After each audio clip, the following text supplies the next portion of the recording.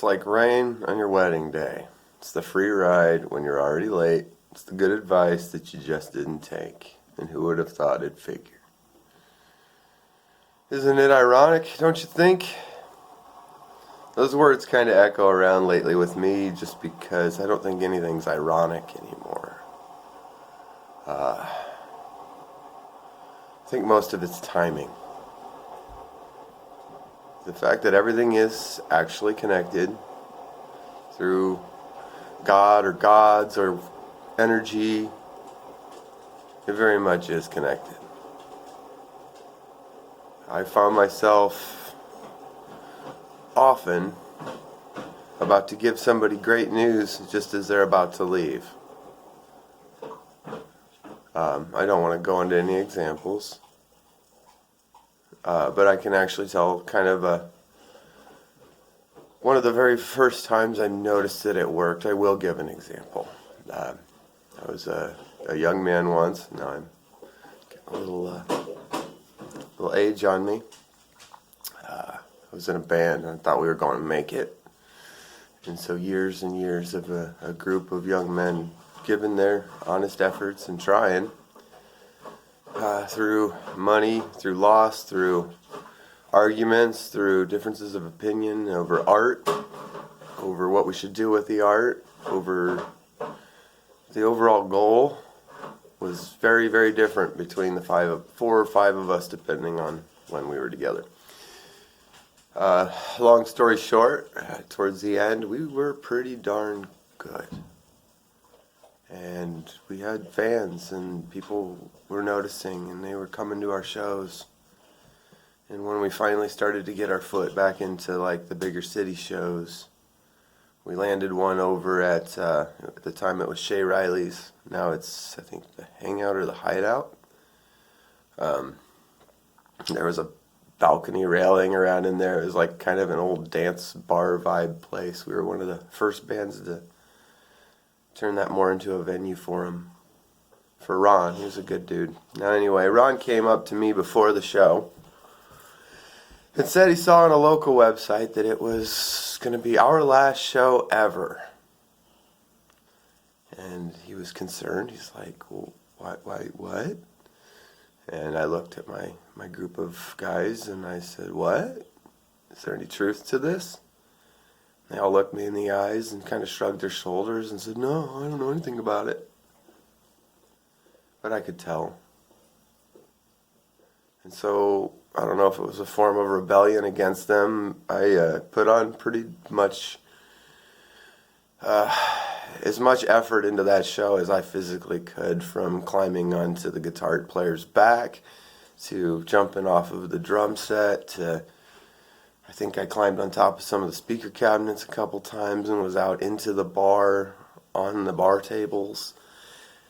And the next morning we were offered a whole bunch of money. I had to tell them that we were offered enough money to go hit the road and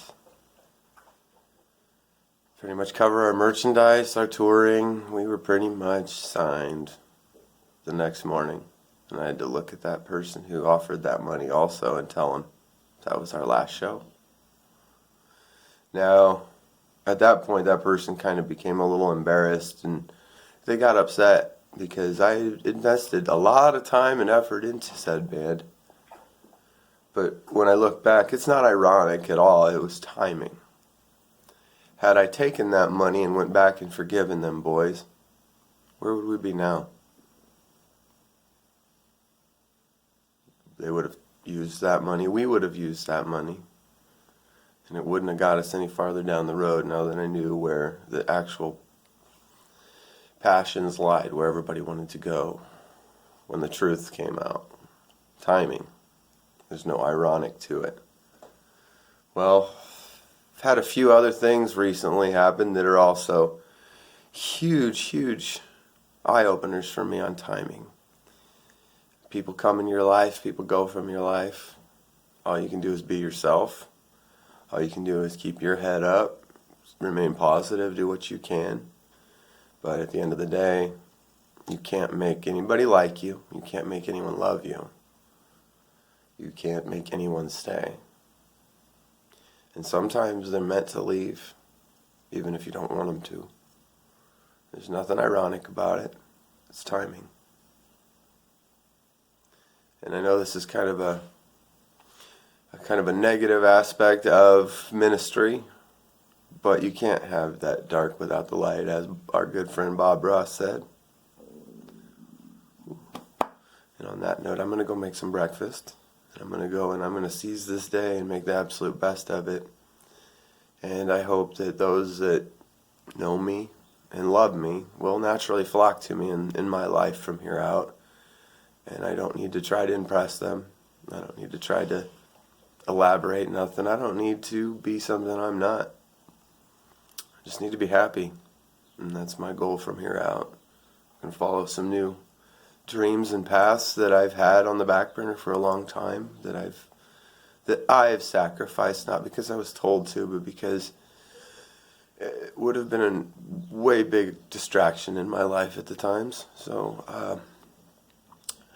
I hope that this long-winded, I guess we can call it a sermon, I hope it reaches at least one of you. I hope you can understand that it's not always about playing victim. It's not always about being the bully or the bad guy.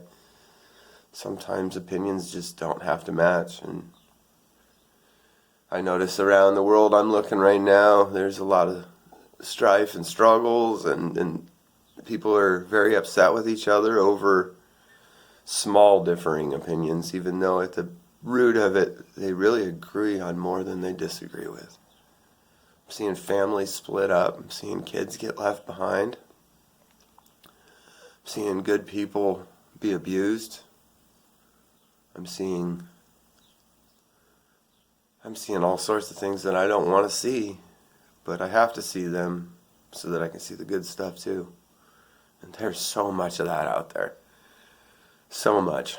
And it's time to go and see it again. So I hope this Sunday you have good thoughts. Don't think things are ironic. Watch for those breadcrumbs that are left from past loved ones, angels, your God.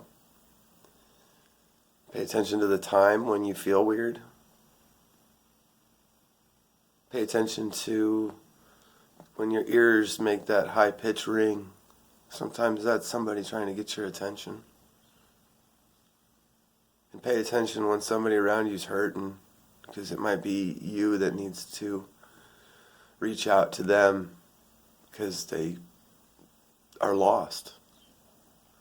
And because I've gone all over here, I think I'll just go ahead and stop right there.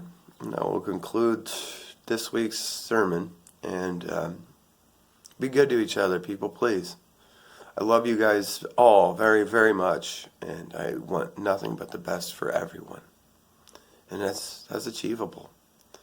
So, have a great day, everyone.